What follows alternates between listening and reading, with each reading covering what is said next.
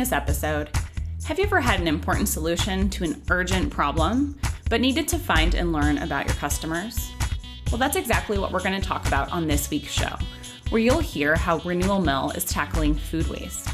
Renewal Mill is an award-winning upcycled food company fighting climate change and global food loss by upcycling byproducts from food manufacturing into premium ingredients and products. Today, I'm talking with Claire Schlemme. Claire is an ardent environmentalist who saw a need to fix a broken food system in order to protect the planet. Claire's lifelong interest in food and nature began to intertwine when she was diagnosed with cancer in her early 20s.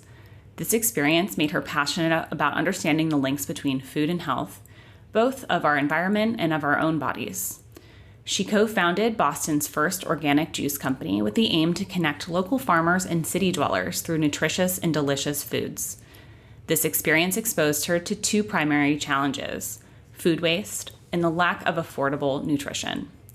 Committing to find solutions at the intersection of food, sustainability, and accessible nutrition, Claire launched Renewal Mill. She also co-founded the Outrage, an online and pop-up feminist marketplace that blended design and activism. Prior to diving into entrepreneurship, Claire was an environmental consultant at Industrial Economics, Inc. in Cambridge, Massachusetts. She holds a BA from Wellesley College and a master's in environmental management from Yale University. Thanks for joining us, Claire. Why did you choose to focus on fighting climate change using food waste as your focal point? Yeah, so I actually started approaching it from an energy point of view. So when I got my master's in environmental management, I was very focused on energy. I worked at a renewable energy startup in India, did some work with the UN, and was at the COP. And it wasn't until I took a class from a really amazing professor on agriculture that I first realized what a lever the food system was in fighting climate change and in improving our planet and how we treat our planet. And it was really fascinating to me how much what I saw in school was how the school was really walking the talk when it came to energy in terms of we had solar panels on the roof and like all these smart systems to reduce energy. But food was so overlooked. I mean, we were serving food at all kinds of events, and it was just there was no thought that was given to it. There was no intentionality behind showing how important it is that food be thought about when it comes to sustainability. So that really piqued my interest. And then it was when I had co-founded Boston's first organic juice company. And in that role, I saw just how much byproduct is produced and how much waste goes into food production.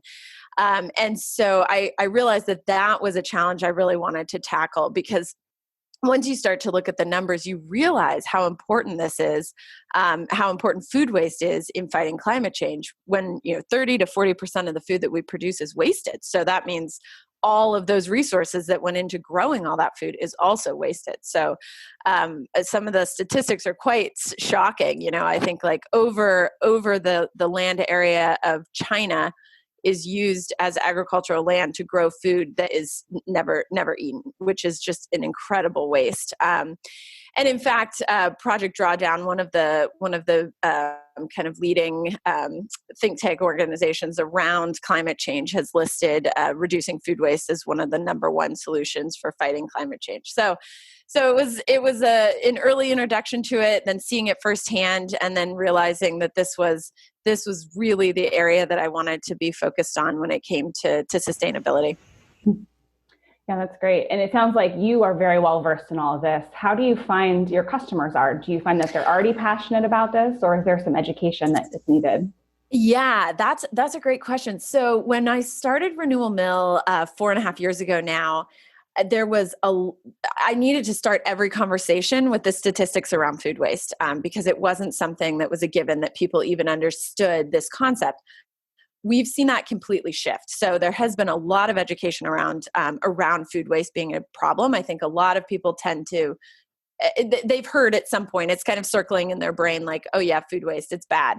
And now the shift is kind of, well, is there something I can do about it? Or how do we translate that into something actionable? we have definitely seen that consumers care about sustainability. So we have done, I might be jumping ahead of ourselves here, but we've done some of our own consumer surveys to look at how important sustainability claims on food packaging are to customers. And we were quite surprised. I mean, given what we do, we were pretty optimistic. Our hypothesis here is of course that people do care about it when they're making a purchasing decision. But we were surprised to find out how important it actually has become for consumers. So particularly with younger consumers, sustainability claims rank right up there with organic. So when it comes to kind of thinking about like the best thing that I can buy for myself, it's really becoming not just what's the best thing for me, but what's the best thing for me and the planet.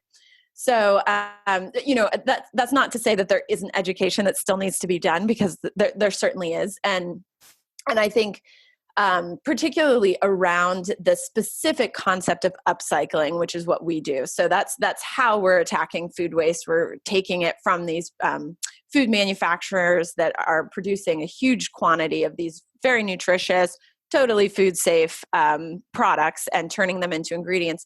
There's definitely more education that needs to be done there about what is upcycling. And so that work has started. There's now a new trade organization dedicated to upcycled food that we co-founded. And then of course we love to tell our story at any chance we can get. But definitely we find that, now I'm sort of faced with people when I talk to them, they know food waste, but then you say upcycling and it's a little bit more unsure if somebody's going to know what that means or understand how that fits into the bigger picture of sustainability and fighting climate change. Yeah, tell us a little bit more about upcycling, especially for our viewers who may not have heard of it before. What are some of the things that surprise people about it?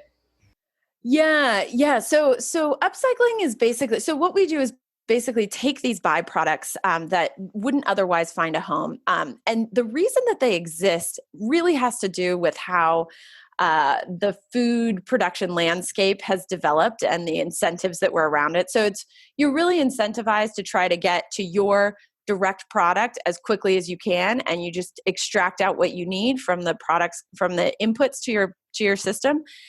To get to those outputs and then ignore everything else along the way. So we don't have a system that's set up for encouraging like holistic thinking about how we use those inputs, or how we can be.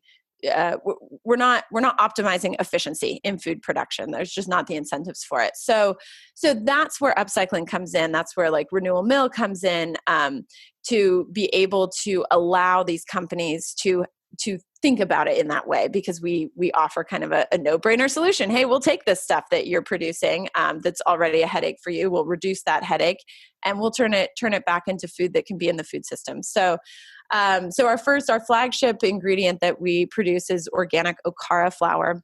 It's coming from the soybean pulp that's left behind when soy milk is made. So if you can imagine, soybeans come into a soy milk or tofu factory, and they're essentially blended and boiled with water. That liquid gets strained off. That's the soy milk, which can then go on to become tofu. But there's a ton of that pulp that's left over. And so these factories have no incentive and no easy way to utilize that pulp, even though it actually has a rich culinary heritage in East Asia. Here in North America, it's treated as waste, despite being an amazing ingredient. So yeah, that's a bit of a kind of an overview on how we work in the upcycling space. Yeah, that's great. And tell us a little bit more about your audience. Sounds like you've done some consumer research to understand who they are and what they care about. So tell us what you've done and what you've learned. Yeah, so we've done a couple things. We've done our own consumer surveys. So this was prior to launching our own branded products that utilize our upcycled ingredients in Northern California. So we launched in June at Whole Foods, and we wanted to have a better understanding of who our consumers are, like who are our best consumer, or who do we think our best consumers would be in that region, so that we could better support the sales in Whole Foods. So we launched a big survey initiative to find out who our message really resonated with. And And what we found was that some of the things were pretty predictable. So we did find that younger people were more interested in what we were doing. That upcycled concept, I think, was something that either they were familiar with or it was easy to quickly understand why it was important. We also found, and this is really because of the products that we've chosen to make with the upcycled ingredients, which are primarily, we do have made cookies, so like a ready-to-eat cookie, but we also do baking mixes with the upcycled ingredients. So we found that our kind of target customer group is also families. So a lot of people who are kind of in that younger parent range, have younger kids at home. Those are the folks that are more inclined to buy a baking mix in general. And then, kind of that layer of also interested in sustainability. So as you can imagine, we also found that the target demographic was also people that have some sort of interest in sustainability and have sort of already committed to that in other ways, whether it's like they care about composting or, they care about, buying secondhand or, all these other ways that people think about being, quote unquote green, that also kind of is someone that is more of our target customer. Great. And tell us a little bit more about how you did the survey. Where did you find participants and what tools? Yeah. So we used Pollfish for the survey tool. We found that was you can get there were a lot of great pieces to that for us. So we were able to. It's relatively inexpensive for like a small startup to use Pollfish, and you can. There's a lot of flexibility in like the number of questions and the types of questions you're asking. So we opted for that platform to do the surveys, and then we really had a broad net in terms of who we wanted to fill out the survey, because it was a little bit of, we were trying to figure out who really aligned with our products and our messaging as it currently stands, as opposed to trying to test out different messaging with a certain group that we were trying to target. So the way that we structured it actually was, we knew the Whole Foods that we knew, like the 51 stores we were launching at. So we basically took the zip codes within, I think we did like within 10 miles of the 51 locations that we were launching at, and then targeted those geographic areas for survey responses. And then basically just kind of hit the minimum that we needed for some statistical significance. I think it was around like 200 or 250. And we did it for each of our SKUs. So we kind of were focusing on just the Okara flour itself, on the blend with, our gluten-free 1-to-1 blend that we have, because we do see that we have different audiences for the different products we have, which is kind of an extra layer for us in terms of additional marketing and additional ways that we want to be selling the products, because we found, this is, in hindsight, this is not surprising at all, but it was at the time when we realized it, that because Okara is a known ingredient in East Asia, our first very loyal customers here have been people who already know about Okara. So it's mostly Japanese Americans that are our like solid repeat customers, because they already have. They know how they want to use it, and it already has a very strong health halo for them because of the fact that they know it and they grew up knowing that it was really good for you and it's a health food, and so we're the only producers here in the U.S. and so we're the only organic sold on Amazon. So it's kind of we're the most affordable. So it's kind of an obvious, if you're looking for Okara, you would buy Renewal Mill's Okara. So a lot of those early adopters were people that already knew about Okara. So we realized quickly, like, oh, that customer group, we should absolutely go after and make sure that's, that we have kind of saturated that. It's obviously a very small customer group, but we should definitely go after that group first and make sure that they know about us and about the product, because it's the easiest group to have, purchase that product. But that's very, but those people are not necessarily the same ones that are also like, oh, you make a brownie mix with this Okara, I'm going to buy that too, because their use case for the Okara and why they're buying it is very different from someone that is looking for, like a better for you, better for the planet brownie mix. Did you find about this segment when you were doing the surveys, or did you find out later on in the process? So we found that out. So another tool that we've used, if you can call it a tool, is customer interviews. So we looked at all of our sales data coming from our website and also coming from Amazon, and found people who were our repeat customers, and then had a internal initiative to reach out, offer some incentives for talking to us, and then conducted interviews to find out more about both how people heard about us, but also why they purchased again. And it was through those interviews that we realized that a strong group of customers on Amazon actually was Japanese American women, like Japanese American women in their like 40s and 50s, who were very like health conscious, maybe wanted to lose weight. That was where we found that group. It's so interesting too, because you basically are finding that what you initially surveyed taught you one thing, and then as you got into the market, you learned more that was surprising and wasn't captured in the initial data.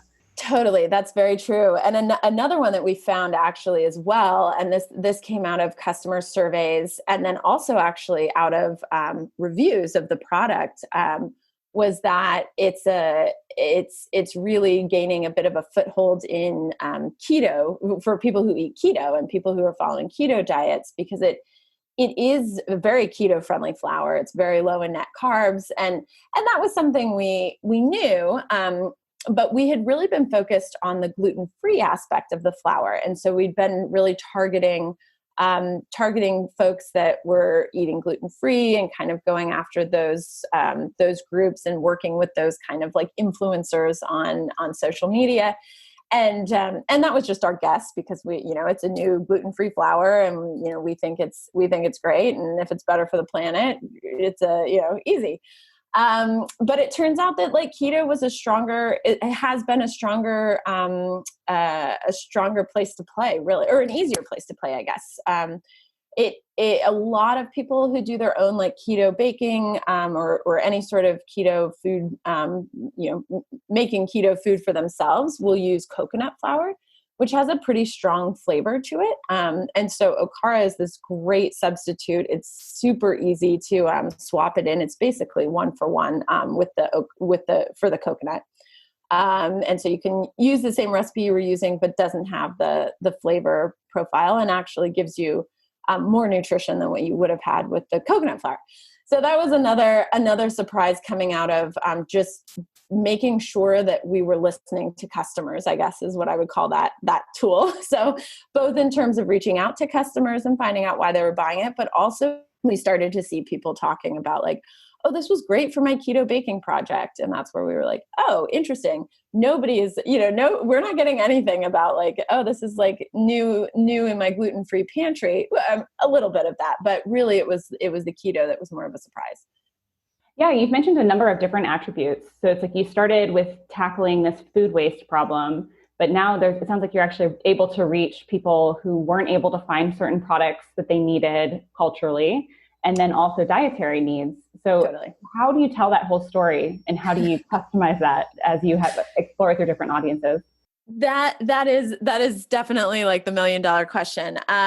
Because I think one of the things that is probably the biggest struggle for us is that sort of layered messaging, and how do we tell the story? Because there are so many great things about the product and about, the company and how we're doing this. And so, or, things that we're excited about. And so it really changes how you layer those messages depending on who you're talking to. So that's where we've we've really relied on like targeted ads to be able to to be able to reach very specific audiences where we think that where we think we're providing a need for satisfying a need for them.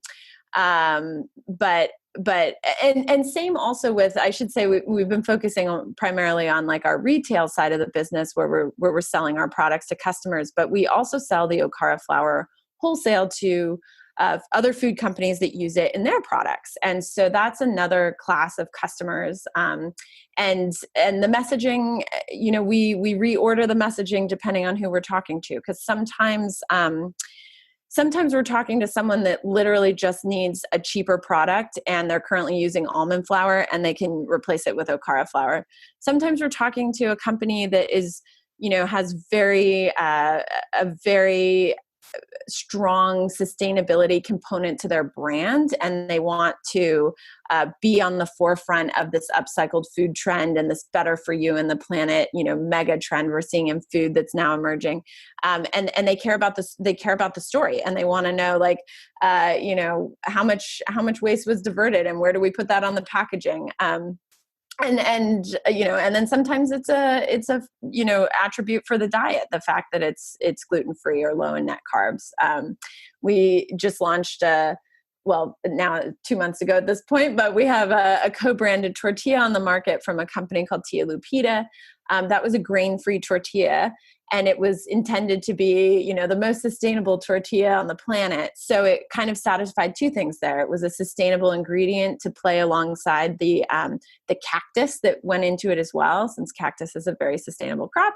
But then it was also, it also had this additional differentiator that it was grain-free. So it was playing in that grain-free space, and Okara also had that attribute as well. So long-winded answer to it takes a lot of reordering the messaging depending on who we're talking to, and as we find out these segments of people that this resonates with, making sure that we're reaching them in the right way, where we're telling that story that is what they want to hear. Yeah, I'm definitely hearing a great reflection of learning over time. And also, as you're introducing new products, you're finding different ways of talking about them or reaching that audience. How about the inverse of that? As you are learning about people, are you uncovering new needs or new types of products that you're putting on your roadmap?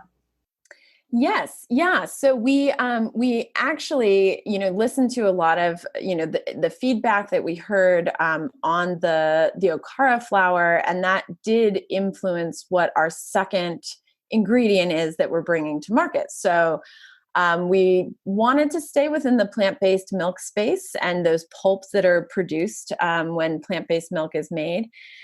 And we heard that there was a need, certainly.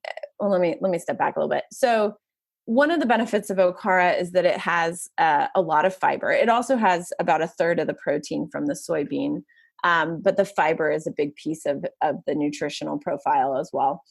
And we see fiber really, it is trending still. It's trending up, and I think people are really beginning or continuing to recognize that our diets are quite deficient in fiber, but protein is still a huge player in the food space, and people still want protein, and food companies want to have protein claims on packaging.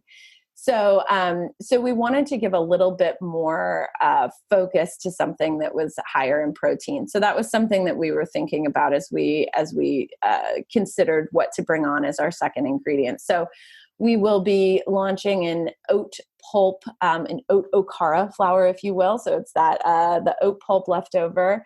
So we'll be launching that later this year, and that flour, although it's not a complete protein, it does have more protein than the soybean Okara. So, listening to what the food companies were looking for in terms of, we've had a lot of great response from food companies that want to keep their finger on the pulse of what's happening next in food, and they totally get the upcycled food thing. They see that it's coming. But then kind of that next layer of what exactly do you want to have? What's easy for you to put in your product? What kind of lowers the barrier for you to say okay, I will go ahead and make a product that has an upcycled ingredient. and then, use that to inform the second ingredient that we brought on. And how do you approach those conversations? Do you think of them as interviews, or are they more of like business conversations? Yeah, so definitely with other food companies that are, considering sourcing ingredients from us, they're primarily sales conversations. But I think what we try to do is have a culture where all feedback from any sort of meeting or talk is considered valid and is considered a data point. So we have like a running tally of the feedback we receive, so that for two reasons. One, that it can help inform the direction that we go or choices that we make going forward. But also so that we have responses for basically creating our own sort of, frequently asked question responses, because you do kind of get a lot of repeated comments, and it's good to sort of understand the whys of why you're doing things when you get feedback from folks. What does that look like? How do you structure keeping and capturing that feedback?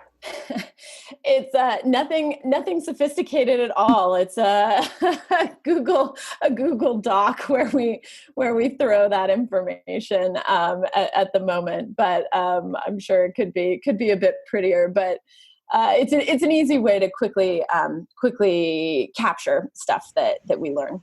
Yeah, that's great. Yeah, and I think for a lot of entrepreneurs, it's just like finding the easiest ways to collect that feedback, easiest ways to put them in one place so everyone can find Totally. Yeah. So you talked about the flour itself, so the ingredients that you can put into your cooking, but then you also have products where, like your brownie mix, where you can do the mix and you don't have to think about the mix. So tell us about that journey. Why did you decide to go into both types of product lines? Yeah. So what we wanted, and interestingly, we actually started, our first product was our ready to eat vegan, soft baked chocolate chip cookie that has the okara flour in it. And that came about in a very organic way. So we started going to, of course, as we started the company, we were demoing anywhere we could. We were talking to folks. We were at different trade shows, industry shows, things like that. And obviously, if you're in food, you're explaining what this is and you're talking about where it comes from, the first question anyone has is like, can I taste it? Because of course that is king when it comes to food. And so we realized we needed a way to have people be able to try the okara. So we thought, let's take something that's super lovable, like a chocolate chip cookie, and show them that you can add this nutrition to it and be fighting food waste at the same time and have a really enjoyable, indulgent dessert experience.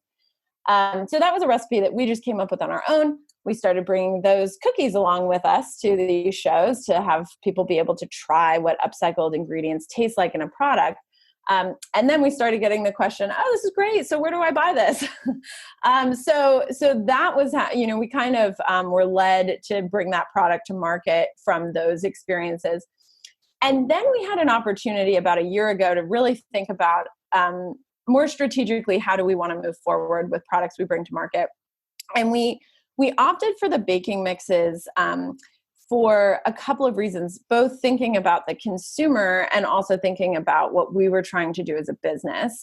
So we really wanted a way that we could, as we expand our ingredient portfolio, we wanted a pretty low barrier way for us to introduce to the market and be able to have people try them. And so baking mixes allow us to do that because it's relatively easy to bring a new variety, to add a new variety to the lineup so that we can show off, oh, now we have oat flour. So check this out. And here's a cookie mix that uses it. So from that perspective, we kind of came at it,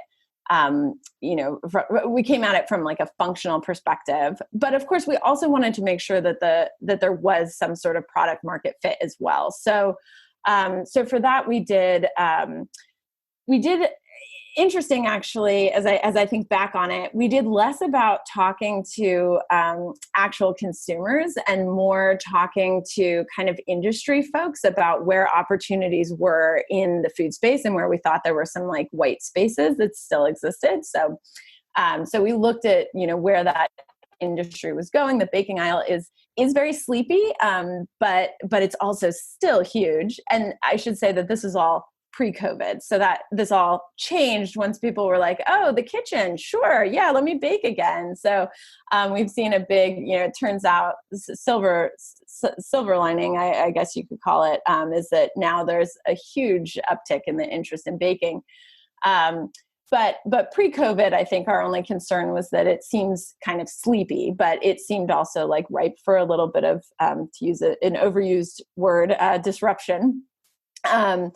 So we kind of approached it more from like, where is there a white space, as opposed to getting a lot of feedback from who we thought from consumers. Mm-hmm. Yeah. So it sounds like you use like subject matter experts as interviewees. That exactly. Exactly. Did you have connections in the industry, or did you have a way to reach that audience a different way? Yeah, we did. So we really relied on just like the networks that we've formed since the company started. So as we talk to different people, I think there's people that we've really clicked with, that we've kind of held on to as some formal advisors to the company, but also informal mentors and advisors. That we have different. It kind of tag people into different areas of expertise, not in any sort of formal way, but just, when we need to ask someone a question about CPG, we have kind of our go-to group of people that we trust and that we've talked to and that we're fortunate to have in our circle. And you brought up COVID, so it's the year of 2020. How has 2020 impacted your customers' behavior and also how you interact with them? Yeah, for sure. So so I will say that actually most of our business pre-COVID was coming from our cookie business. And that's because they found a really lovely home as office snacks in the Bay Area. So you can guess where this is going. We lost that revenue channel pretty much overnight when offices closed. So we pivoted pretty quickly to e-commerce and retail, because we saw that those were the opportunities. I think for sure we've seen, we've seen that COVID has really accelerated what was already a trend of people buying groceries online. But I think that accelerated much faster than anyone could have ever imagined. I mean, just personal anecdote, watching my parents, who were both in their 70s now, like absolutely no problem buying everything online, which they would not have ever been, that they would have never done that previously. So it is, I think we are seeing that. Certainly, we saw a big bump in the spring for sales through Amazon and through our website, as people were looking for, I think both for baking products, but also just looking for food online.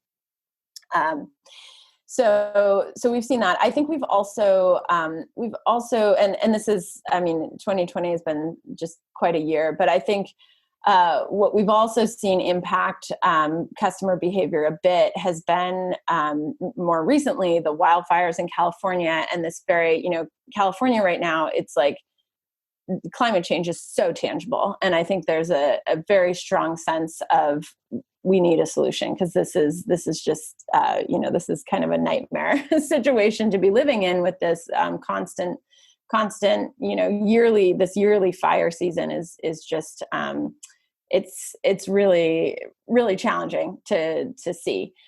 So I think there's definitely been this push. And I think in general with COVID too, also like exposing some broken places in our food system and seeing, that this is not, we've got some problems with the food system. So I think this idea of having this opportunity to build back better, and not just going back to where we were, but, we've changed behaviors, we've changed, things have happened this year that have made us really think about the ways that we're doing things and the ways that we buy things. And so we're optimistic that there will be a way to kind of come back in a better way, where people are more cognizant about their purchasing behavior, and also just now more aware of the food system and how food actually makes it to the grocery stores and to people's plates.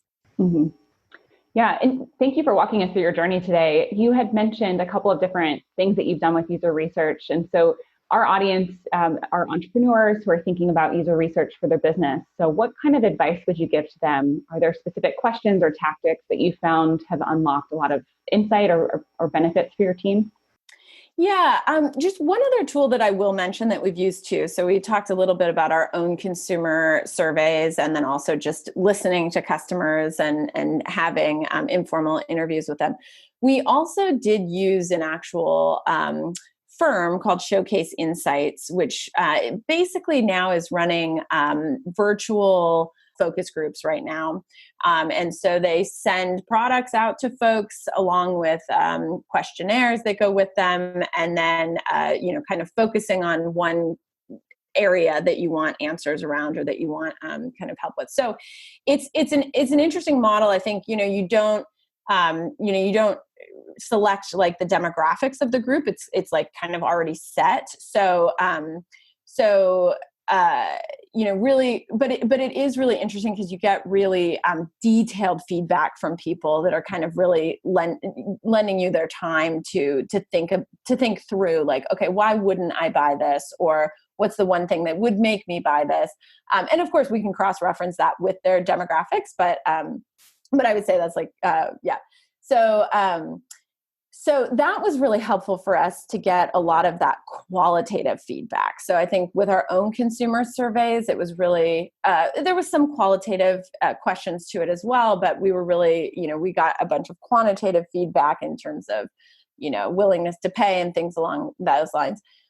This sort of focus group angle was a way to get a lot of that qualitative feedback and understand, like, what are the words that people are using back to us to describe why they think this is interesting or why they wouldn't buy this product? And one of the things that we learned through that was that the sustainability piece of the story was really important for them to purchase the product. So I think they needed to already have like some sort of hook, like, maybe their kid is plant-based and this was an easy way to make vegan brownies, or just simply they were looking for brownie mix to make with their kids at home. But this idea of buying food online, without being able to taste it and without having, a personal recommendation for it, the sustainability piece actually allowed them to feel like, okay, it kind of allowed them to get over that hurdle of like, even if I don't love this, my dollars went to doing something good. And that was an interesting an interesting way that people were approaching new food brand discovery online, because it is a weird time with COVID. Like, we can't be out in the world, like having people try our products. We can't be in grocery stores doing demos. And that idea of like, how are people discovering new food, and how are they kind of like what is allowing them to take the risks on purchasing something new online when it comes to food, which is such a, taste is, as we said, of course, is so important. And that sustainability piece was kind of was the key to unlock that. So it was, having them feel like this is part of a broader mission. And so, I won't feel bad if I don't like it, or if this doesn't meet my expectations. And we realized through listening to that feedback that, for us, we're in it every day. That's like that is why we're doing what we're doing. But then taking a step back to look at our website again after hearing that feedback, and we were kind of stunned to realize that actually the story is not as front and center to somebody that is approaching us for the very first time as we would want. So that was also good feedback. I'm sorry, I totally didn't answer the question. I just wanted to get that one extra tool in there. I really loved the question. It was perfect. Don't worry about it. Okay. Something else you want to? Do you have other advice that you want to share too, or is that? No. I think the only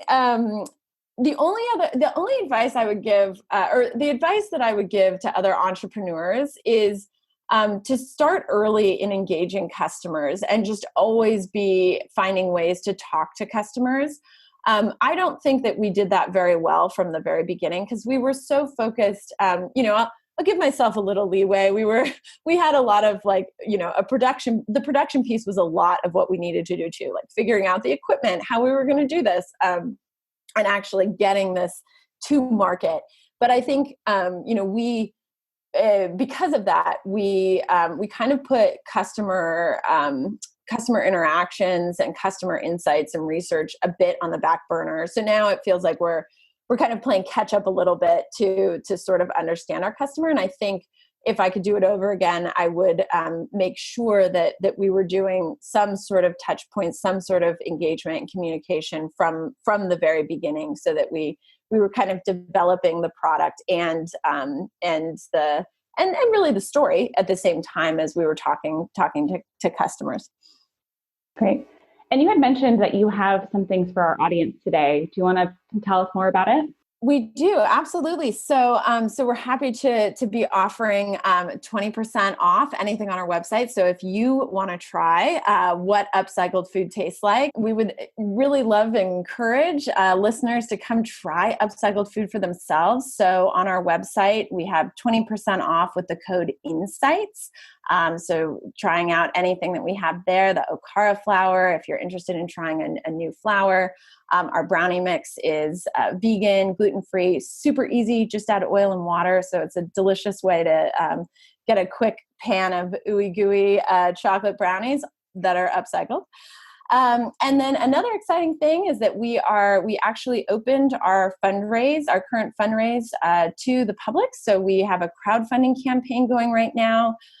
We really see upcycled food and sustainable food as being a huge community effort. I mean, this is something that we're all a part of and we're all a part of changing. And so for as little as $50, you can actually be an investor in Renewal Mill and help us grow and help us spread this mission of a more sustainable food system. So that is through the website Republic. So that's at republic.co/renewal-mill. Great. Thanks, Claire. I'll be adding the links to the show notes so everyone can check there for the code and for the link. Claire, thank you so much for being on and sharing your story. We really appreciate it. Absolutely. I was so happy to be here today. This was great. I've really enjoyed the conversation. Join us next week when we talk with one founder about understanding user needs around flexible work environments.